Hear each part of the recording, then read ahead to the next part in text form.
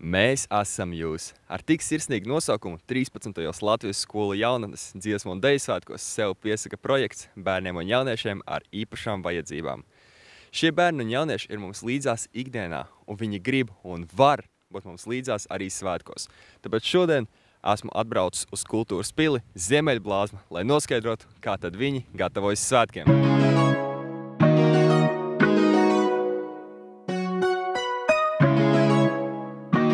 Kā jūs jūtaties piedaloties dziesmu un deju svētkos?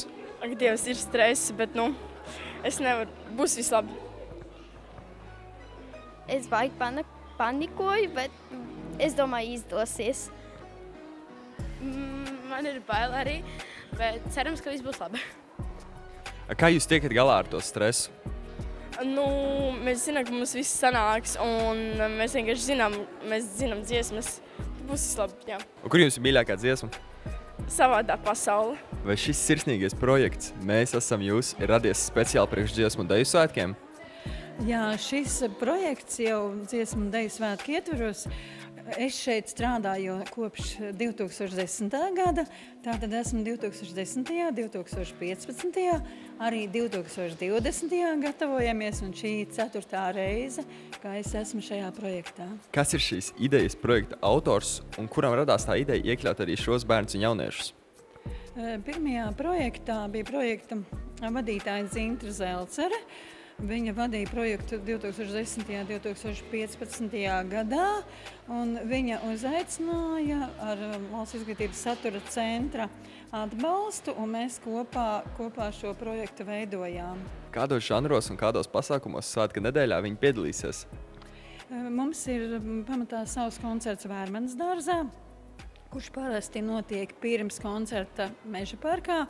Un tad, kopš 2015. gada, mēs arī piedalāmies Meža parka koncertā. Mēs ejam, šoreiz iesim kopā ar diasporas koriem koncerta noslēgumā, un iepriekšējā reizē 2015. gadā mēs dziedājam aptuveni 6 dziesmas, jau tās, kuras ir pie koncerta noslēguma, un ieguldot lielu darbu, bet mūsējiem ir ļoti liela vēlme, un es vēl gribētu piebilst to, ka mūsu bērni, lai arī viņi ir ar speciālām vajadzībām, viņi ir ļoti izturīgi, jo viņiem šis notikums ir ļoti, ļoti svarīgs, un viņi ļoti koncentrējās, un viņiem tas ir ļoti, ļoti būtiski, ka viņi ir kopā, un šogad arī mūsu projekts saucās Mēs esam jūs, ka mēs visi esam kopā, tādi vienotā saules ziedā. Jūsuprāt, dalībnieki ir labi sagatavojušies svētkiem?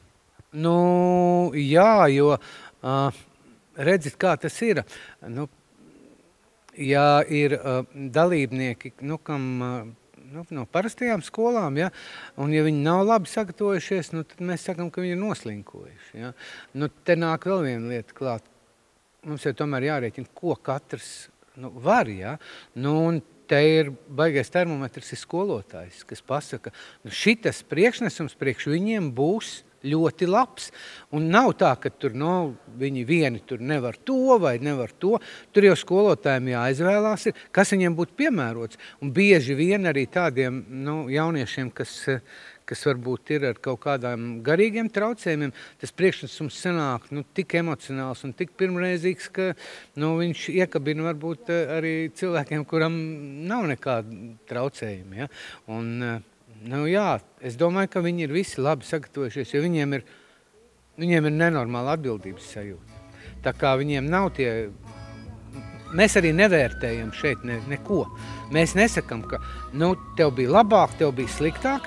Mēs sakam, vai tas ir piemēroti mūsu tam koncertam, ko mēs esam iecerējuši tajā Vērmaņu dārzā, ja?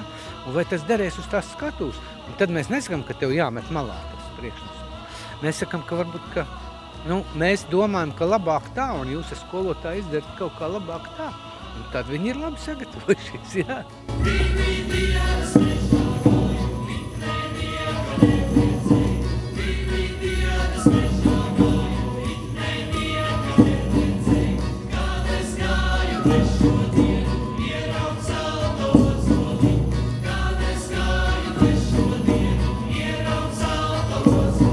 Ar kādām sajūtām gaidat lielos svētkus?